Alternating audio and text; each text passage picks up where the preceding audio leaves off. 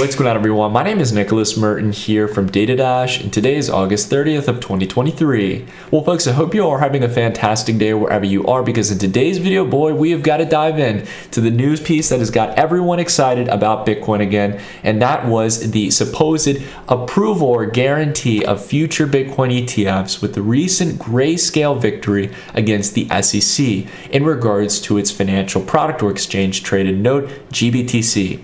I want to spend some time today, though, to tell you guys why it is not guaranteed. I'm not just here to be negative, I'm here to be realistic with you guys. There are important details we need to understand about this case and what it means for actual outcomes of potential Bitcoin ETF going forward.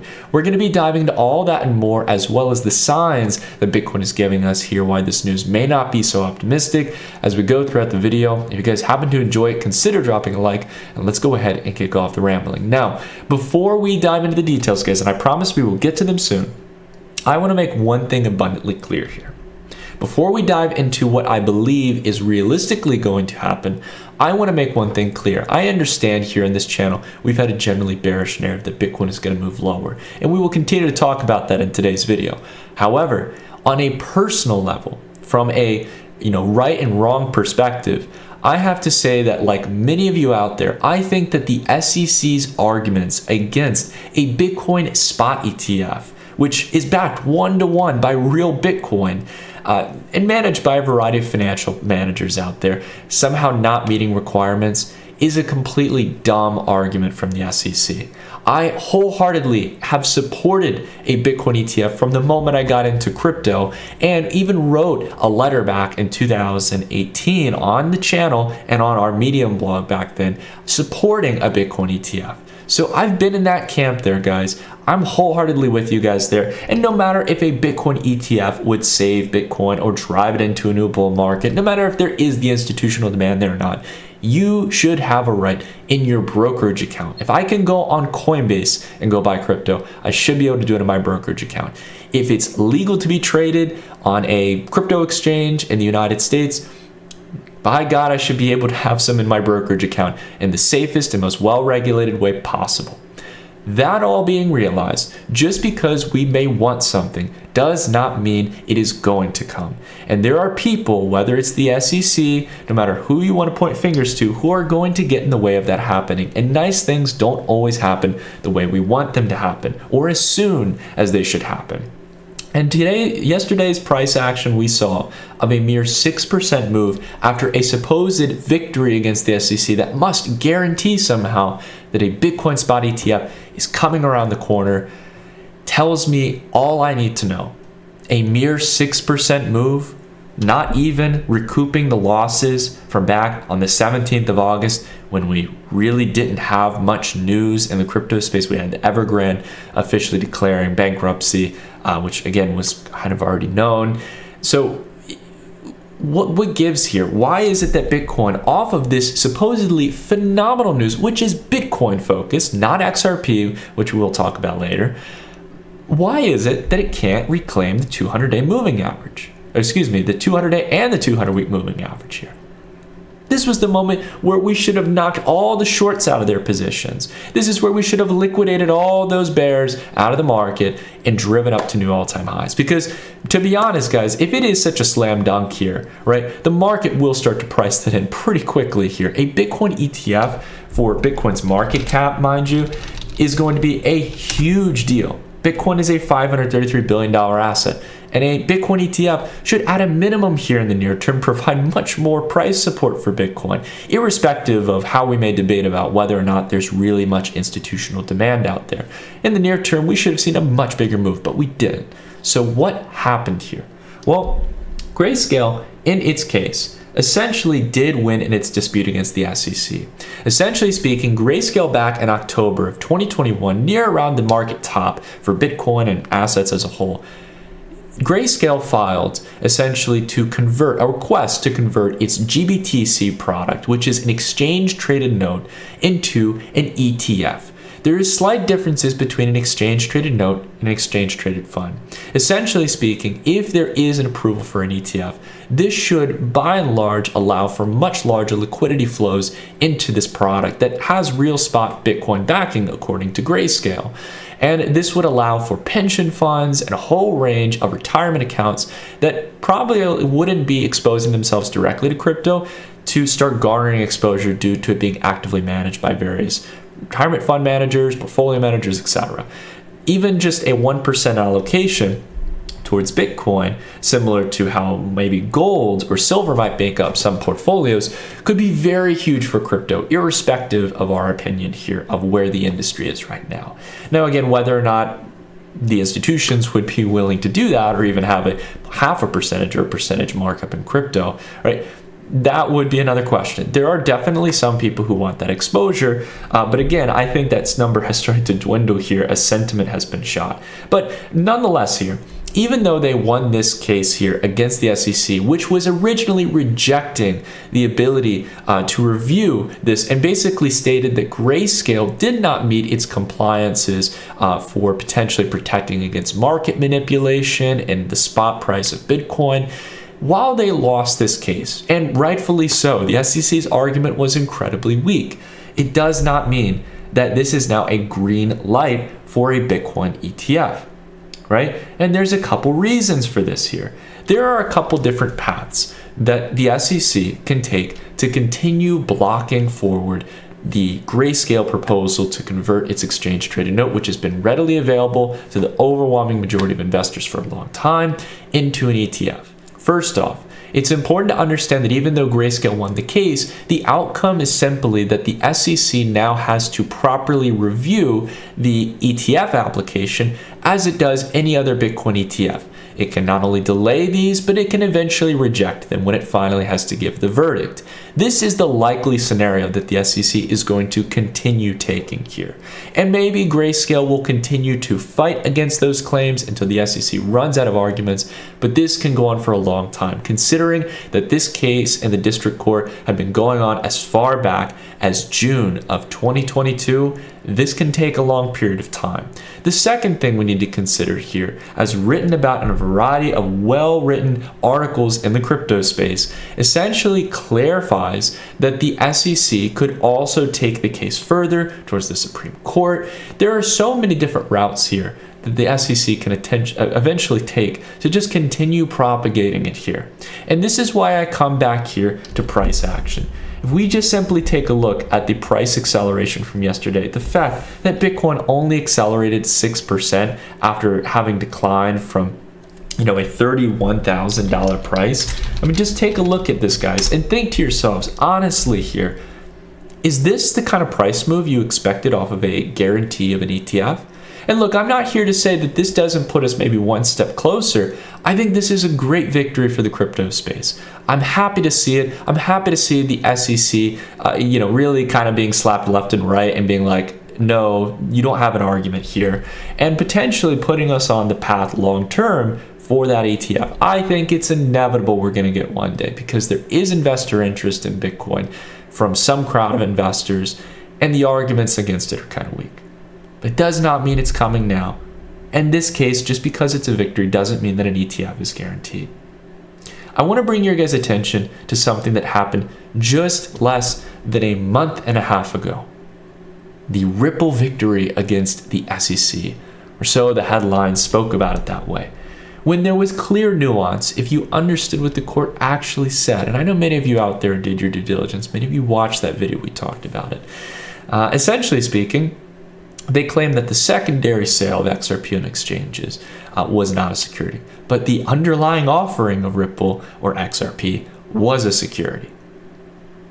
And I have to tell you guys, as we pointed out, similar to this case here today, that verdict from that district court can be revoked. It doesn't mean that it's absolute precedent for the rest of history. It can be overturned. There can be a secondary review of it.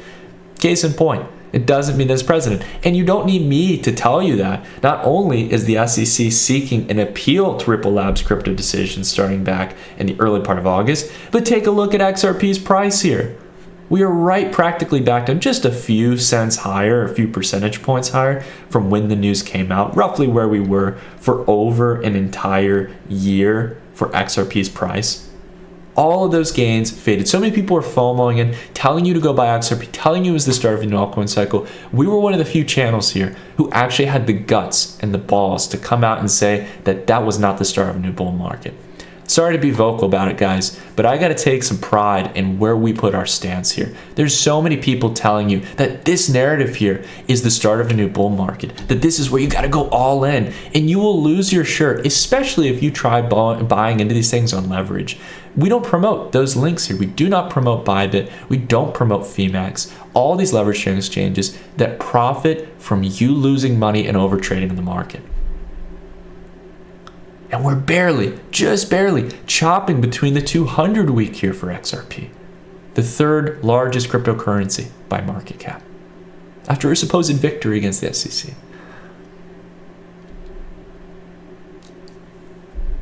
I mean, guys, just take a look here. This is a tweet I put out the other day, and I want you guys to think about this. If you guys don't already, I ask if you would possibly consider, you can follow me over on Twitter at Nicholas_Merton. But this tweet, I think, just is the icing on the cake here. I pointed out the fact that we only saw around at the time about a 4.75% move, closing around a 6% move for the day. Yet supposedly Grayscale is guaranteed a Bitcoin ETF off of this case. That was the narrative that was going around, right? Most people were yesterday. If you check crypto Twitter, you check crypto YouTube, everyone's telling you it's a slam dunk guarantee. To me, though, this smelled like another victory against the SEC that will eventually be faded because there's either some catch, meaning that there's not an absolute guarantee of an ETF and this really doesn't change anything, or B, there's simply no desire for an ETF. And I stated that the bulls better pray it isn't the second. Now, guys, I don't want to be tribal here. I'm not a bear at the end of the day. You guys know I've covered crypto since 2017 here. I've invested in crypto since 2016, and I started investing as far back as 2011. I'm a general believer that the number goes up and to the right long term. And while I am critical of Bitcoin here in the short term, I do believe Bitcoin will one day come back and hopefully make higher highs and higher lows and start a significant uptrend, which it simply has not been able to do here as prices started to collapse and go sideways since back in March. That all being realized, we need to be realistic here about our expectations. We need to know that liquidity is contracting globally, and it was clear in the Jackson Hole speech, and has been for multiple months and years now, that the Fed is going to have to continue tightening. And it's become ever more apparent here. Every single month, people hope, oh, the Fed's going to keep rates where they are. They're going to pivot. They're going to do something. They're going to soften markets. But they keep raising. Or they keep rates higher. And that narrative has been touted around for more than a year now. Again, I get tired here of it because I hate seeing people get suckered into these rallies. Because if you, for example, bought into the XRP news, not only could you have lost big on XRP, you could have lost big buying it on altcoins, right into the 200-week moving average, which it could not reclaim. A clear sign that this was a clear FOMO, buy the hype, sell the news event that really had no substance, which dragged down the total altcoin market cap, excluding Ethereum, from $260 billion all the way towards a low of $200 billion, which has come up here towards about $223 billion, still down about $40 billion. Not a good look here for those who were saying that this was a catalyst that changed things, that was going to start forming the new bull market. When you're getting rejected at the 200-week and the 200-day, that's not a good look. When total crypto market cap is continuing to set in lower levels since back in April, it couldn't even reclaim it here in July. We faded it just as fast and came down back towards the same range below the 200-day and the 200-week, and we seem to not be able to get off of it, off of a supposed ETF approval, right? Again, it means one of two things. Either this was a nothing burger, which we can quite confidently say here that this is not going to guarantee a Bitcoin ETF. Maybe it's a step in the right direction, but it doesn't guarantee anything. Or worse off, the question we gotta really ask ourselves, guys, what if there really isn't that demand we think is there for an ETF, right? I understand we talked about the narrative earlier about, maybe half a percentage point of pension funds, a 40, 50, 60 trillion dollar plus market, right? Huge market. It just, some of that liquidity comes in. Bitcoin's got to go to the moon, right? It's got to be $1 trillion plus asset, right? I wouldn't be so certain. Because even after this news today, Grayscale did make a great leap and bound here from around a 25% discount up to 18% for the GBTC product. But even after this news that supposedly it may be converted into an ETF soon, or that the arguments against converting into an ETF are starting to get weaker, the SEC may be losing ground, that we're still here nearly 2.5 years later at a discount for the GBTC product since back on March 1st of 2021. That tells us something very clear here, which is that there is still too much existing supply out there in the GBTC product to meet demand for brokerage accounts. There's already plenty of Bitcoin out there. You can go out and companies can absolutely, not to mention pension funds, can go out and buy MicroStrategy. It is a publicly traded company. It is completely readily accessible to anyone with a brokerage account, anyone with an IRA, 401k, health savings account, any type of retirement, platform or pension fund or hedge fund or family fund, anywhere you can think of institutional money, they can buy GBTC. They can buy MicroStrategy in the overwhelming majority of cases. So it gets to this question here. Is there really the demand? Because if there isn't, if there is not a lot of people out there who are just sinking at the teeth to buy a Bitcoin ETF because they've already bought Bitcoin through Coinbase Institutional or Kraken Institutional, or foreign funds have already bought through the exchange accounts on Binance, or if they've already bought through GBTC or MicroStrategy, or the slew of investment ETFs globally for other global markets that cover Bitcoin and Ethereum, where's the narrative? Where are the buyers going to come from? Have we essentially run out of short-term buy-side pressure in the market? Because if we don't have buyers who are going to push through this range, this is resistance, folks. And this is the range we needed to clear through. The 30 to 32K range, which was prior support in the last bull market, is now acting as multi-month resistance. And I don't say this here because I want to see crypto die. And no, I want to make it very clear, we didn't end up shorting Bitcoin, guys. We didn't have enough confirmation signals. And we have events like this that come up. We keep an eye on the content calendar here for some of these events, right? We essentially are watching for major events where the SEC could come out with a losing case like this or approve or reject ETFs. For me, I didn't feel like I was in a position to short. And good thing I didn't here. That being said, doesn't mean that Bitcoin's going to rally to new all-time highs. And it doesn't mean that it's going to be able to reclaim past its prior resistance range.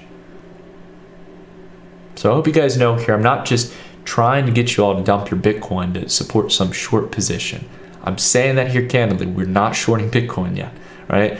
I've been in cash, same thing, for the greater part of the last year. For the overwhelming majority of my net worth, I've been in cash. So I'm just here as a friend, guys. I could show you my referral links. I could totally just turn a blind eye to my morals and ethics. I could tell you that new bull market is guaranteed here, that this changes everything, like so many other people are doing. But you don't come here for me to lie to you. You come to me to be honest, and hopefully, if anything, during sell-offs and rallies, to be a sort of friend or therapist that you can come to where you can just hear a sensible take on things, because it's so difficult to find nowadays. In a world of so much noise, where unfortunately it pays to be the loudest and be the first to news and to sell hopium and optimism. Well, I think there's also a good market share out there that's focused on bringing you real truth and an honest, genuine opinion, whether it's something you want to hear or not. And that's why I'll always be here, guys, during upturns and downturns in the market. That's why I'll be here during bull and bear markets. That's why I'll be here to tell you the truth on what I see in the market, and whether or not I get it always right or wrong, I want to make it clear that I'm giving you my honest opinion. And I've got a decade's worth of experience trading in financial assets, where so many people have only traded in crypto for a mere year or two and never stepped out of that market. And unfortunately get caught in the same traps and the same failures and lessons I had to learn the hard way over a decade. I just want to make sure you guys don't make those same mistakes, because it's your hard-earned money, and I respect that and understand the importance of that. And if you guys like the kind of content we create here on this channel, if you like my rambling, I ask you guys of two things here. One, if you can drop a like, it's always a great way to support the channel. If you like this kind of content and me rambling, it's a great way to support the channel. But outside of that as well, if you guys haven't already, if you're looking to find a way to support my channel, not only that, but also get a ton of additional content on top of the stuff we're talking about here, then I definitely recommend you guys consider checking out the Dash Report. The Dash Report is our newsletter here on the channel, and it essentially allows you to get a 360-degree view of what we think on crypto, stocks, commodities, and Forex. You guys will get my trade alerts. You guys will join our mid-month webinars where you can ask me questions and we'll dive through the charts so I can clarify anything that you might be wondering about in the market. And on top of that as well, we've got a ton of sectors that we're actually going to get bullish on here as prices continue to correct. And I got to be honest with you guys, it's not just crypto.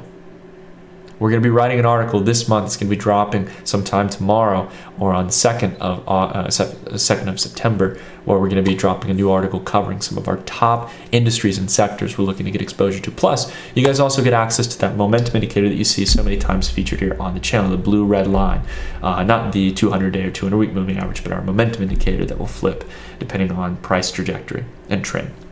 Anyways, I rambled out a good amount here, guys. I hope you enjoyed today's video. If you guys did, again, consider dropping a like. If you're interested in the dashboard, I'll leave a link down below in the description. You can get 20% off if you sign up on an annualized basis. That's it for me today, folks. Thank you for giving me some time to ramble. I hope this provided some perspective for you guys and this whole crazy debacle around a Bitcoin ETF. And until the next video, I'll see you guys on Friday.